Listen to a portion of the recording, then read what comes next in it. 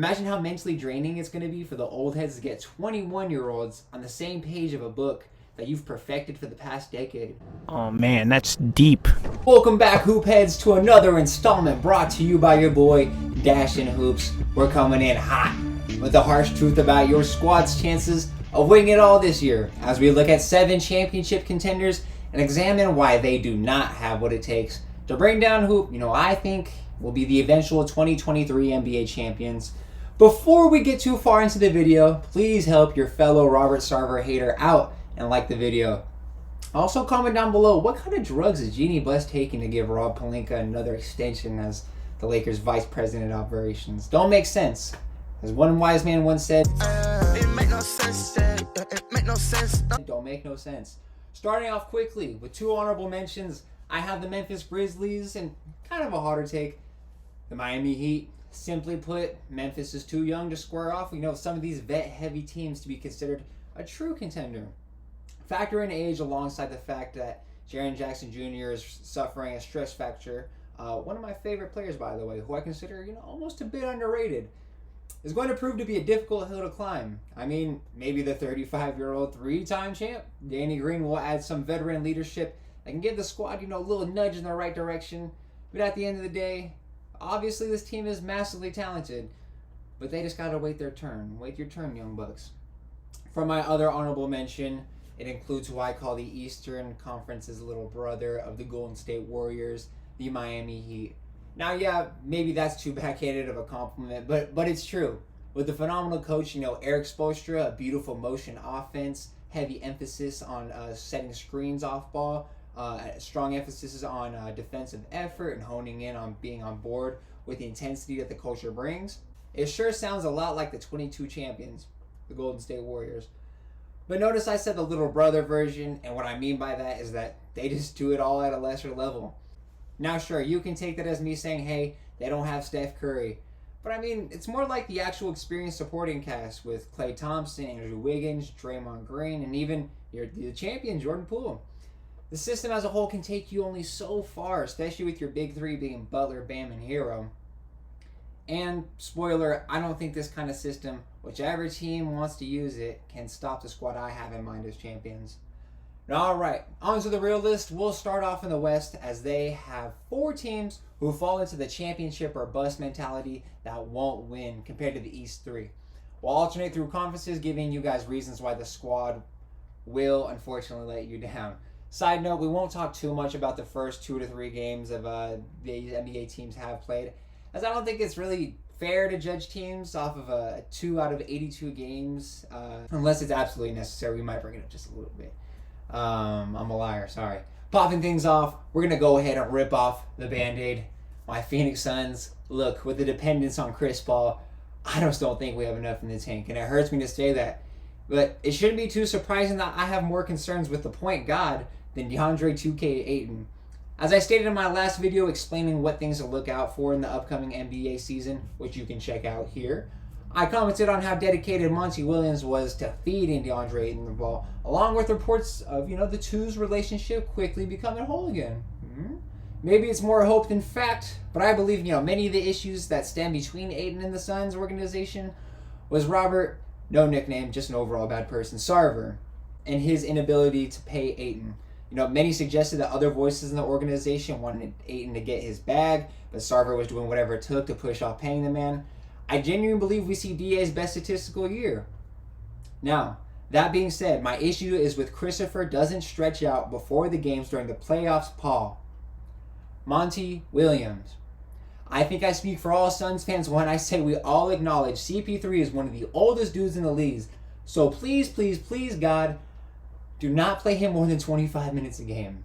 I don't care if we're, down 2, a minute left in the game. We need a bucket right now. But CP3's on the bench because he played his 25 minutes. No. You cannot be trusted health-wise. I'm sorry, OG. I would rather us be a lower seed and you have, less mileage on you for the playoffs.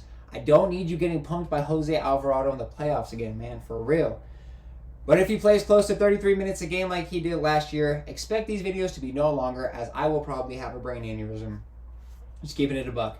Next, we have the Brooklyn Nets starring, in my opinion, an upgraded version of themselves, with a playable Kyrie Irving who looks like he wants to put basketball as a high priority, one of the best defenders in the league in Ben Simmons, and a top 5 offensive player of all time, Kevin, future son Durant? Nah, I'm playing. But hey, Phoenix fans, are you taking DA in pieces for KD in January? Keep it real. Let me know down below.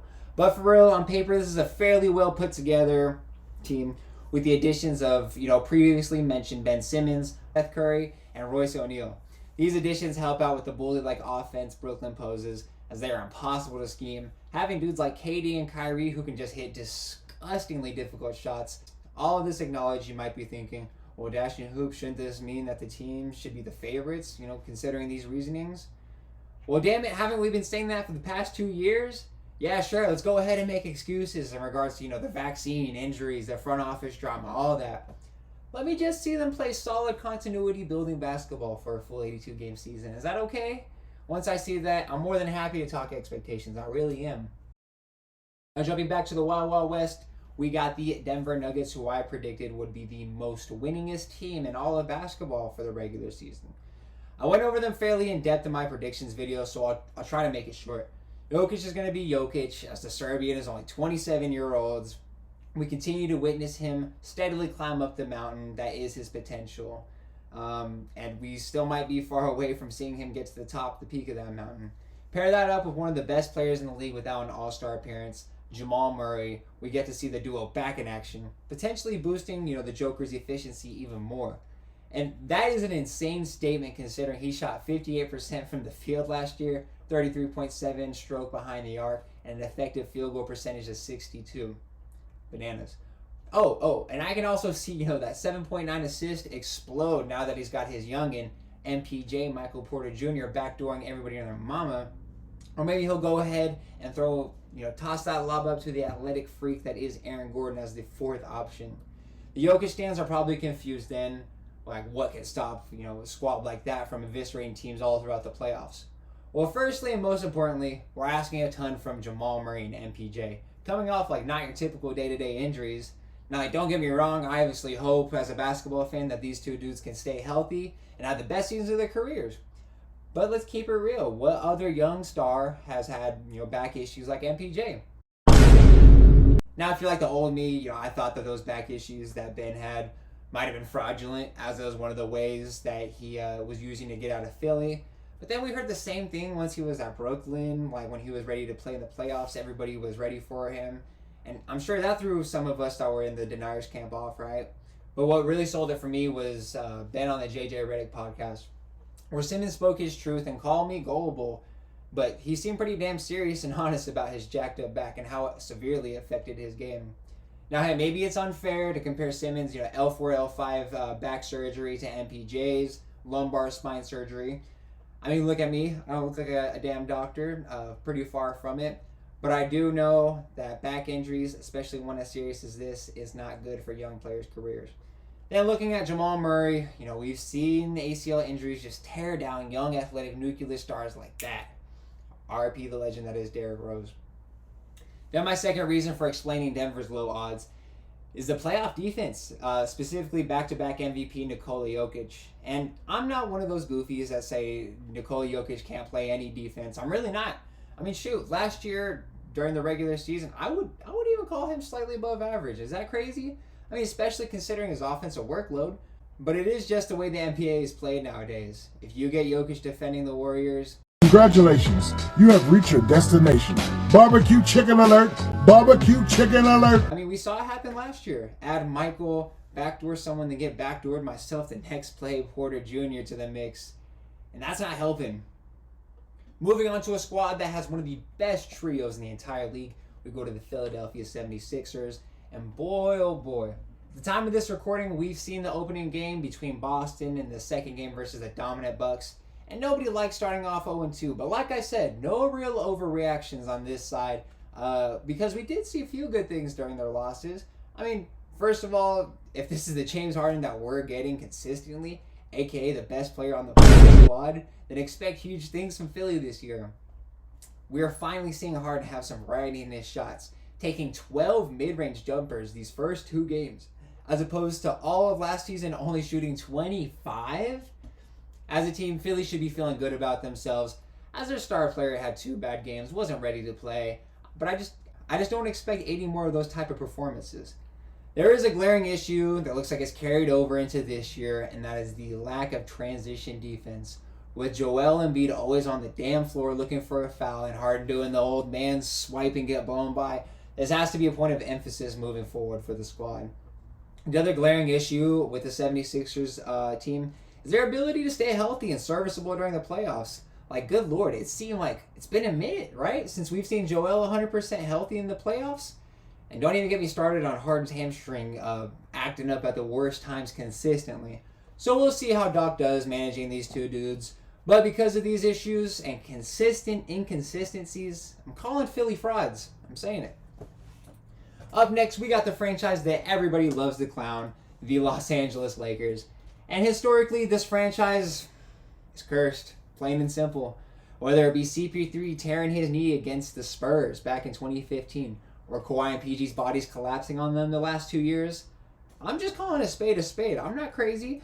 But if we're looking at this objectively, I'm pretty sure this is one of the best, if not the deepest and well-constructed teams in the league.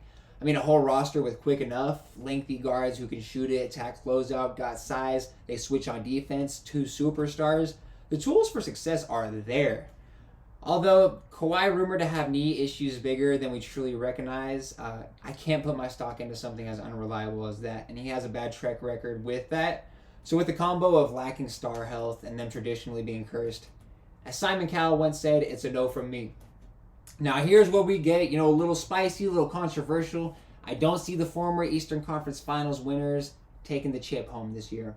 Yes, I absolutely love seeing the Jays, kill their opponents, dominating in both the open court transition and the half court as they methodically pick you apart, hitting difficult shots and swarming your favorite player on the defensive end of the ball. All of this sounds good, but it means nothing when facing a healthy Milwaukee squad. And hey, it sucks, I know. You would assume with the addition of Malcolm Brogdon and his penetration, the development of role players like Grant Williams, and so far the focus that interim coach Joe Mazzulla brings out of his squad would be enough to get over that hump. But let me tell you, as a Suns fan, sometimes all it boils down to is this. Milwaukee has the best player in the world alongside an extremely competent roster, and Boston can't say the same. Add this onto the fact that Al Horford is getting up there in age, alongside Robert Williams III being out for surgery the first few months. I just don't see it. Don't see it. All right. So I'm sure you could guess who we have up next, considering all the D-writing I was doing for the Bucks. We have here the Golden State Warriors. So first off, I want to say, even though the squad has done it before, it is very hard to repeat championships. I mean, ask Coach Pop and the Spurs. They never did it their 5 championship run. I mean, hell, we got 12 teams that never even won a championship. But with that acknowledged, if any team's culture was to fight through and repeat, it'd probably be the Golden State Warriors. I mean, I do still stand on the fact that they won't win, again, because there were simply just huge pieces that were let go this offseason, such as Gary Payton III and Otto Porter Jr. Huge role players, in my opinion, for the defending champs. And then I know my Warriors homies are looking at me like I'm dumb, mentoring the young talent. And I love these guys. Moses Moody, like Jonathan Kuminga, like the 2nd overall pick, and James Wiseman. And even Mr. Bitches himself, Jordan Poole, are thought to be great substitutes for the guys that signed elsewhere, right? Are they really? I mean, the 4 dudes I just named have an average age of 21 years old. I do believe in the leadership of, MVP candidate Steph Curry. And if you know me at all, I'm a huge Draymond guy. But that's just asking a lot. Imagine how mentally draining it's going to be for the old heads to get 21-year-olds on the same page of a book that you've perfected for the past decade. Oh man, that's deep. I mean, maybe you want to use the argument that, these guys had a year of witnessing what it truly takes to get a trophy. And it's hard to count out the 2nd best point guard of all time. And listen, the Warriors don't run into a squad that has the guy Giannis on their squad, then mark me down as a guy who thinks the Warriors will repeat. I just simply feel like the matchup will be too big of an advantage for the Bucks. The first couple games of the season really proved that, reminding us how valuable Brook Lopez is on both sides of the floor, protecting the rim and providing spacing for Giannis' drives. I mean, that front court of Giannis and Lopez is going to prove to be too much for the Dubs, I feel like. Which leads me to predicting this year's champions will be Milwaukee Bucks. And I'll keep it simple here since I've been talking about the Bucks alongside these two teams the whole damn time. So here it is. Number 1, Giannis can't be stopped. I'm sure we all know this by this point. Number 2, they have the best playoff defense. In my opinion, I know the Celtics, shout out them, but I'm listing guys off like Drew Holiday, Chris Middleton, Grayson Allen, Giannis Antetokounmpo, Bobby Portis, Javon Carter, Brooke Lopez, Pat Connaughton. And shoot, throw my boy Joe Ingles in there. Put some clamps on. Go ask your boy Paul George what happened. What's your relationship? I don't care about him. Next question. I basically just named the whole damn rotation because they are all just that good at defense and have that mindset. And lastly, Coach Bud brought it to my attention during their first game in an interview that this squad is identical to last year's, bringing true continuity to a team, which I believe every championship squad really does need. So there we go, folks. That was a breakdown on why the Milwaukee Bucks, in my prediction, will beat the Golden State Warriors this June in 2023. Thank you so much for tuning in. We're continuing to improve things here at the set of Dash and Hoops, so keep your eyes open, expect big things on this side, and you'll have a phenomenal day.